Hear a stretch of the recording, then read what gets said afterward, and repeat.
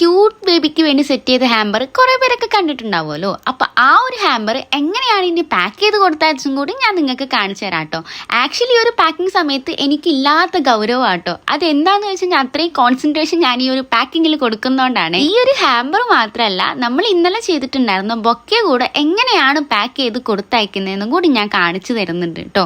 കുറേ പേർക്കൊന്നും അറിയില്ല എങ്ങനെയാണ് ബൊക്കെ പാക്ക് ചെയ്ത് കൊടുത്തയക്കേണ്ടതെന്നുള്ളത്. അപ്പോൾ മുഖത്തുള്ള ഗൗരവമൊന്നും ആരും കാര്യമാക്കണ്ട. എപ്പോഴും ഇങ്ങനെ ചിരിച്ചിരിക്കാൻ പറ്റില്ലല്ലോ. ക്ലിം ഫിലിം ഇതുപോലെ പാക്ക് ചെയ്തതിന് ശേഷം പിന്നെ ഇത് ഈ ഒരു സാധനം വെച്ചിട്ടാട്ടോ നമ്മൾ കവർ ചെയ്യുന്നത്. ഇത് കുറേ പേർക്കൊക്കെ അറിയുന്നുണ്ടാവും. നമ്മളെ കല്യാണപ്പരയിലൊക്കെ ഷീറ്റായിട്ട് വിരിക്കില്ല ടേബിളിൽ, ആ ഒരു സാധനം ആട്ടോ. പാക്ക് ചെയ്യുന്ന പേപ്പറിന് നല്ല പൈസ ഉള്ളതുകൊണ്ട് തന്നെ നമ്മുടെ ക്രാഫ്റ്റേഴ്സിന് ഇതൊരു അടിപൊളി ഐറ്റാണ് കേട്ടോ. ഇതല്ലാതെ ഫ്രെയിമും കാര്യങ്ങളൊക്കെ പാക്ക് ചെയ്യുന്നതിന്റെ ഫുൾ വീഡിയോ ഞാൻ ചാനലിൽ അപ്ലോഡ് ചെയ്തിട്ടുണ്ട്. താഴെ ഞാൻ അതിന്റെ ലിങ്ക് കൊടുത്തിട്ടുണ്ട് കേട്ടോ. വേണ്ടവരുണ്ടെങ്കിൽ ഒന്ന് കണ്ടോക്കിയാൽ മതി.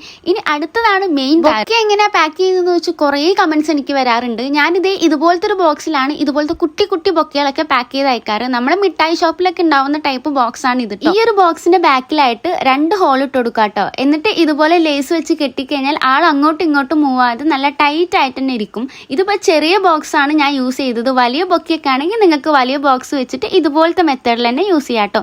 അപ്പോൾ എങ്ങനെയുണ്ട്? ഇഷ്ടമായി കഴിഞ്ഞാൽ എന്നും പറയുന്ന പോലെ ലൈക്ക് ആൻഡ് ഫോളോ, സബ്സ്ക്രൈബ്.